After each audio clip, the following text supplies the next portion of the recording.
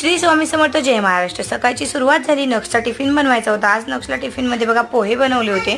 मग त्याला एकीकडे पोहे पण झाले, पोहे थंडे करायला ठेवले। मग त्याला बघा दूध आणि त्याला टोस्ट दिले खायला। नंतर घरातली कामे आवरून नंतर मंदिरामध्ये गेले, स्वामींचे दर्शन घेतले। महादेवाच्या सुद्धा मंदिरामध्ये गेले, तिथे सुद्धा दर्शन घेतले महादेवाचे।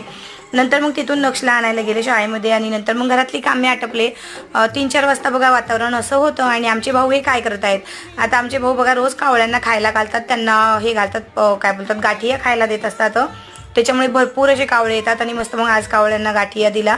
मग मी म्हटलं चला आता आपले भाऊ रोज इतकं चांगलं काम करतात, प्राण्यांना खायला देतात। आज भाऊंचा पण व्हिडिओ काढला बघा, खूप रोज इतकाच याच्यामध्ये बघा कावळे येतात, एवढ्याच संख्येने कावळे येतात, मस्त कावळे खातात पितात मग जातात।